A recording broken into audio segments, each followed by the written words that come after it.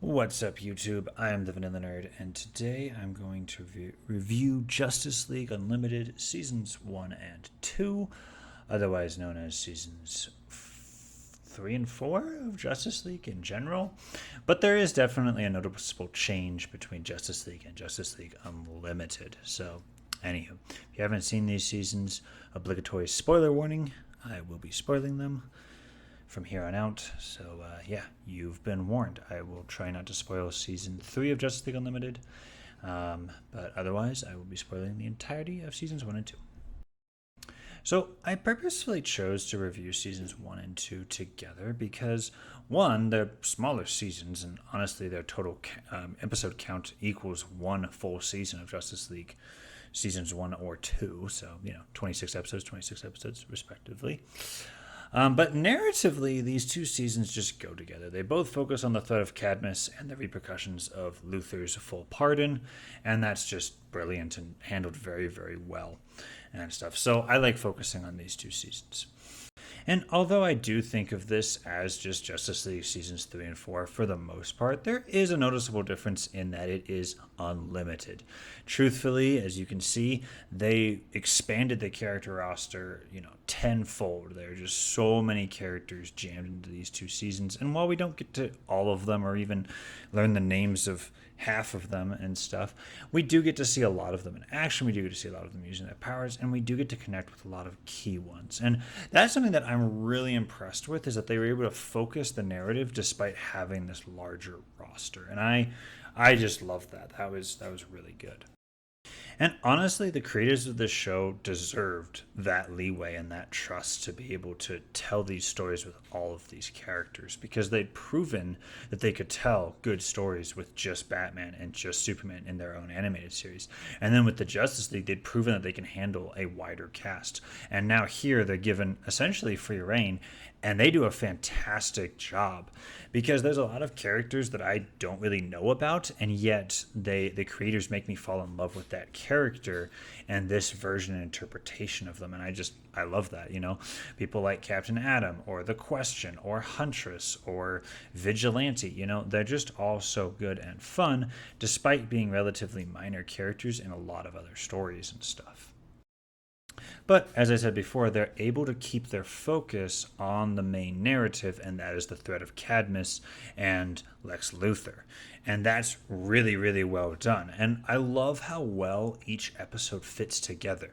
It really doesn't feel like there's many wasted episodes in these two seasons. Now, there are a couple, and I could point them out, but it doesn't really matter. The point is that watching this series, from watching these two seasons from start to finish, watching every episode, you really gain a lot, and by the end it creates quite a satisfactory ending, because all of it kind of comes together very nicely, very organically, and very fun. Very, very fun. All in all, Justice League Unlimited is an unprecedented show. No other show had this wide of a cast of characters and superheroes and juggled it so well. And they really did juggle them very, very well. There were very few characters where I really was pining for more. I loved every single episode they gave me, and I was just very happy with how well they handled each character and made me kind of fall in love with each one. So I love Justice League Unlimited. It is easily my favorite product to come out of the DC animated universe, even though I love Superman the Animated Series and Batman Beyond, so many of these other shows and stuff. But this is really, this is the peak of the DC animated universe. This shows just how wide-reaching and how interconnected they could be, and how well a cinematic universe can kind of come together if handled properly. So those are my initial thoughts about Justice League Unlimited Seasons 1 and 2, and now I want to jump into character a little bit more. And I won't have time to talk about every single character, of course, but I do want to hit some of the highlights and some of my favorite characters, which will get the broad range of them, so yeah. Anywho, starting off with Green Arrow. He was in the very first episode, Initiation, and it is just fantastic. I love his character. They very easily could have made him a copycat of Bruce Wayne. In many ways he is in the comics and stuff, but I love how they made him very different from Batman, in that he is the everyman. You know, he truly is that guy who has no superpowers. He's just a guy with a bow and arrow, and he is terrified and fearful of everyone with, their superpowers and abilities. He trusts them, but he still has that, just very natural look to it. If we were in his shoes without superpowers, we'd be like, oh yeah, like, can I fully trust these people? Do I really belong with this league, with this team and stuff? In a way that Batman never could, because Batman's not afraid of anyone. And Batman, even though he doesn't have superpowers, feels superhuman in his abilities and willingness to push the boundaries of human limitations. So, anyway, Batman rant over. Batman's cool still, but Green Arrow is really cool because I love that everyman mentality. I love his power set and abilities. I love seeing him in action. He's super fun. And on top of all that, his relationship with Black Canary is super cute. Short side note, Black Canary, super cool character. Love what they do with her in this show. But moving on, we have The Question, and I absolutely adore The Question, played by the great Jeffrey Combs, known mostly for his Star Trek roles, but I know him for this role, and I just love him as The Question. First and foremost, all of his conspiracy theories are so funny. It makes me laugh. Every single throwaway line he has is just great. And on top of that, his craziness and his bizarre quirks and whatnot are backed up by his genius, because he does know virtually everything and more than what anyone else believes he is capable of knowing. And yet, despite all the extra weird, wacky theories, he still knows more than most of the other people. And I love it. I love The Question. Plus, his relationship with Huntress is super cute, especially since it gives him this human aspect, because he almost feels not human, especially without that face.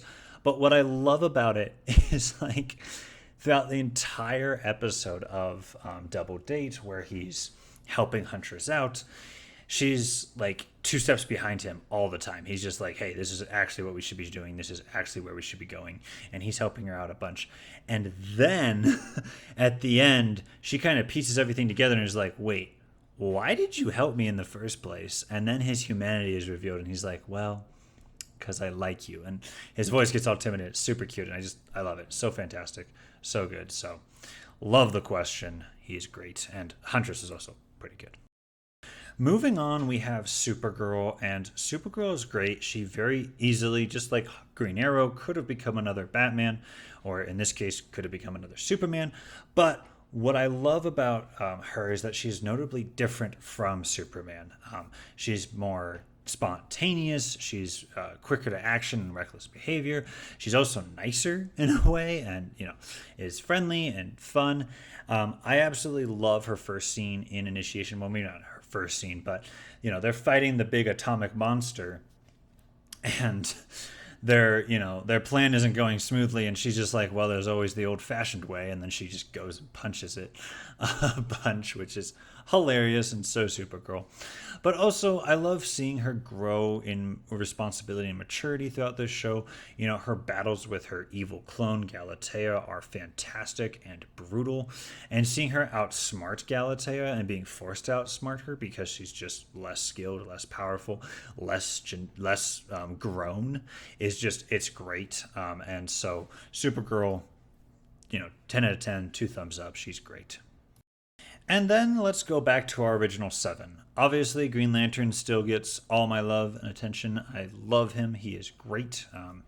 But he definitely does take a backseat in these seasons. Yes, he has his relationship with Vixen, and there is the whole confusion over the timeline. He finds out that in the future he has a son that has wings, and therefore is Hawkgirl's son as well. And so it's like, what's that?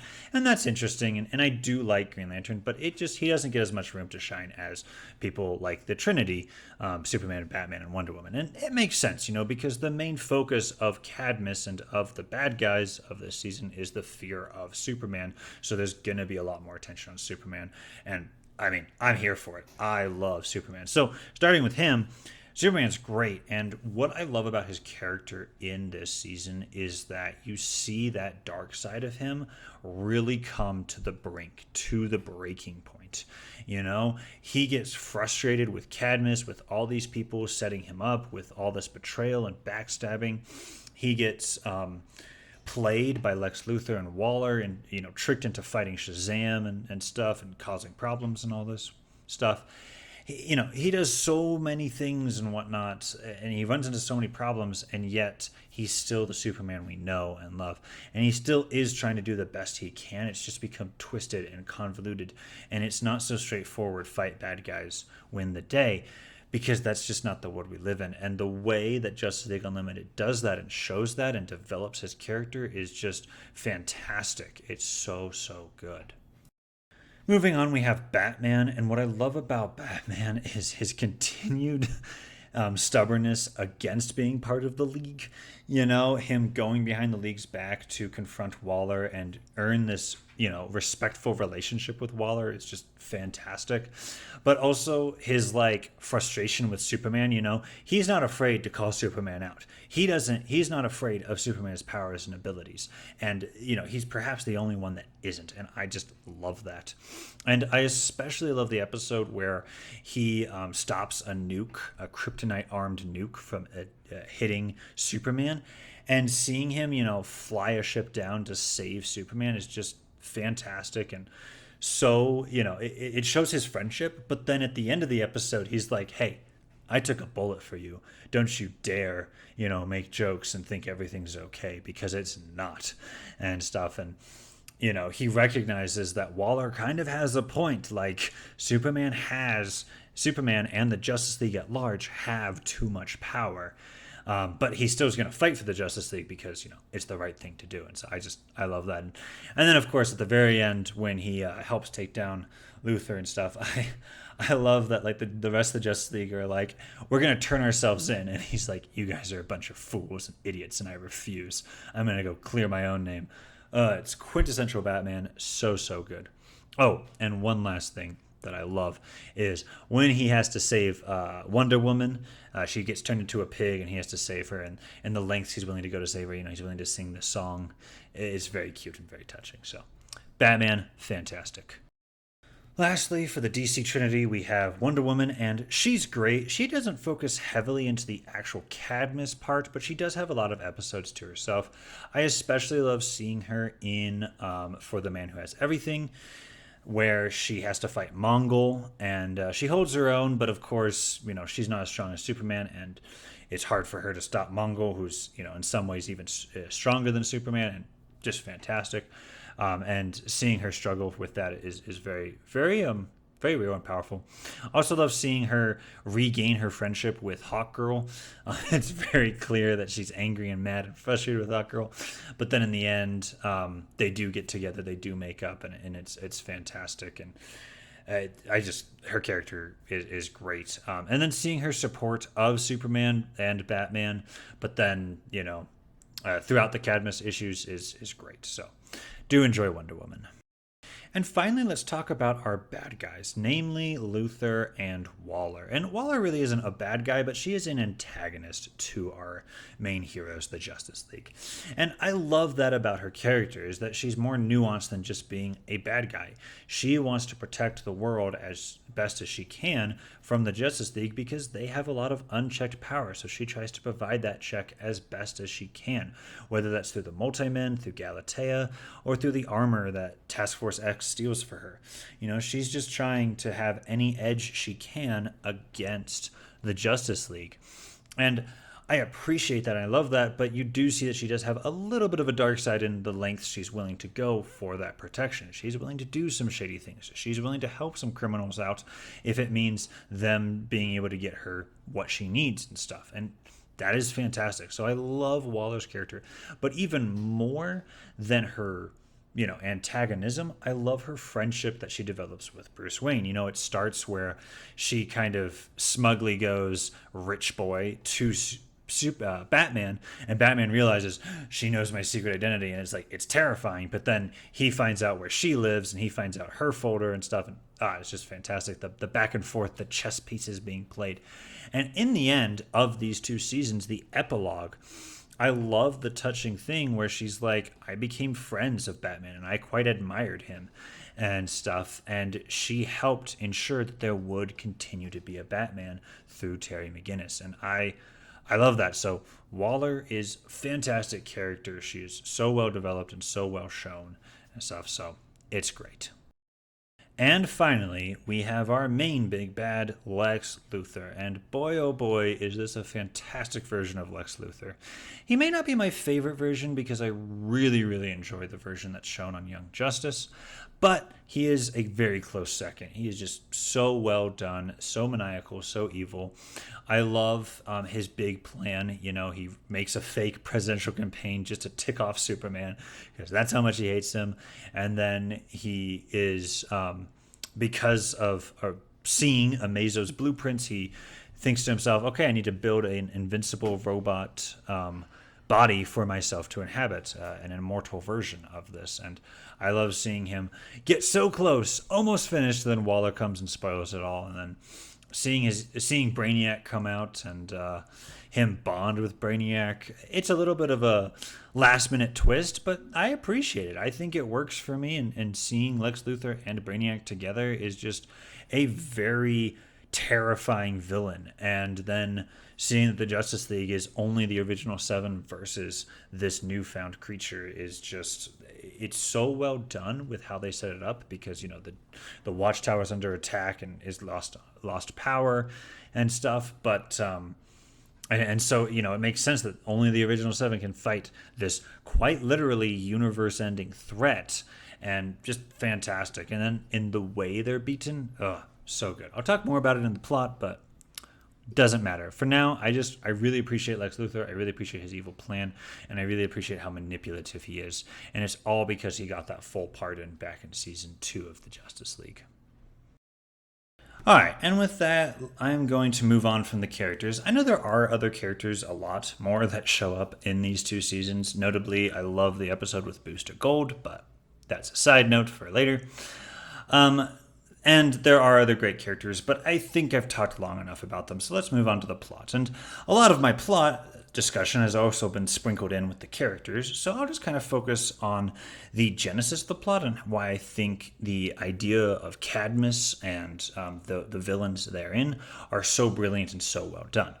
And so what I love about it is that in Justice League Seasons 1 and 2, it was all about power and who was powerful enough to challenge the Justice League, or at least the Justice Leaguers of that week. And that was really interesting and fairly well done for the most part, and they did it in a number of different ways. But this one kind of takes that question of power in a completely different direction. It still is about power, but it's now the fact of the Justice League has too much power. You know, there are so many superheroes contained in just one space station, in just one space, that it is hard to imagine who could stand up against this. And instead of trying to come up with a character that could, they decided to make that the main problem of the entire show, where it's like now you have Cadmus being like, how could we possibly stop the Justice League if they chose to do something we didn't agree with? What's our backup plan? And really, there was none. And that is fascinating. And what's really fascinating is to see all the different ways that Cadmus goes to try and win the superpowered arms race, if you will. Because you see them use Task Force X, old supervillains, to grab a suit of armor that could potentially be used against the Justice League and to protect them against the Justice League. Or you see them genetically grow superheroes in the Ultimen.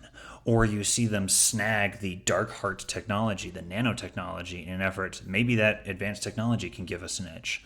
Or you see them rope in superheroes, either through coercion or military rank or whatever, you know, like Captain Atom or Captain Marvel, i.e. Shazam, to fight against the Justice League, to go against these people and stuff. Or, you know, they steal the DNA from Supergirl to create Galatea and to have another superpowered character on their side.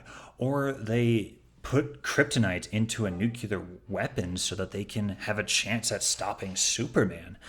And what's really fascinating is, yeah, they go to all these lengths, but what's crazy about it is it's not enough, because we see the Justice League time and time again beat every single one. And so what's really cool about the brilliance of this show is that, yeah, the Justice League wins every single time. And it's like, yay, the Justice League won. And as a kid, you love that our heroes never won. But it just proved the point of the villains even more. The Justice League is too powerful. They keep beating every obstacle we send at them. In particular, Superman, he beat Doomsday, another genetic alteration of Cadmus. He beat Captain Marvel, Shazam, a guy who's as strong as him, who uses magic, which is something Superman is weak to, and yet he still wasn't good enough. He beat Captain Atom, a guy who could create red sun energy that weakens Superman. He beat every single obstacle, and Superman was always the target, and their biggest threat, their biggest concern is him. And so to have Superman at the forefront and to have Superman struggling to control his rage, his anger, his frustration at the betrayals, at the lack of effort, at the lies and everything, it's so powerful and so well done. And so you understand both sides really, really well. You understand Superman's frustration, but you also understand why Cadmus is doing what Cadmus is doing. And it's brilliant. Now, in the end, our villains are still villains. Of course, Lex Luthor is unafraid to be evil, just evil and stuff, and unafraid to, be spiteful and get back at the Justice League just because he hates them and stuff. So I get that, but still, both sides have merit. Both ideologies are interesting, and that is the brilliance of Justice League Unlimited and the plot, and that's what I love about it. Now, moving on from the main plot, I do want to acknowledge that I think it was really smart for Justice League Unlimited to switch to single episode storytelling. In Justice League Seasons 1 and 2, there were a bunch of two-parters or three-parters, and that worked great for that show when you only had 7 characters. But I think with the increased character roster, having standalone episodes, having episodes where you could just kind of do a one-off on each individual, not maybe each, but on a bunch of individual superheroes was fantastic and very smartly done. And honestly, the storytelling didn't suffer at all, especially since the interconnectivity between each of the stories was really, really well done. Speaking of which, the end of season 2, it's really cool to have this essentially 4-parter of episodes 9, 10, 11, and 12. Starting with Question Authority, where, Captain Atom gets recruited by the Air Force, and eventually that comes back to bite the Justice League, where he fights Superman, and you have, Question, who gets captured and stuff, and then you have the beam attack from Justice League's tower, and then you have the assault on the tower, and then you have them fighting Brainiac and Lex Luthor combined. It is so, so good. And by the way, may I just mention, I'd be remiss if I didn't, that when Flash uses his super speed to go around the world and punch Lex Luthor Brainiac as hard as he possibly can, that is just one of the coolest scenes in all of animation and in this entire show. It is just so cool, so powerful, and it's so entertaining to see. And the fact that it causes Flash to almost die, and that almost starts the whole problem that is the alternate reality where the Justice Lords existed it's so good. But notably, before we knew Flash was still alive, Superman chose not to kill Lex Luthor, proving once and for all definitively, I am not that man. He says, I wish I was. I so wish I was with every fiber of my being, but I am not. I will not kill you. I will not cross that line. And it just makes me love our Superman even more, because even though, yes, he could have become the ultimate Superman, the alternate Superman, and become a Justice Lord, he chose not to. And that is what makes him different. And that is why he is amazing. And so, all in all, I absolutely love the plot of Justice League Unlimited. It is so, so good. So finally, moving on to the setting. As always, it is 10 out of 10. The animation is great. I love the stylization of every single one of the superheroes. They added a bunch of new ones.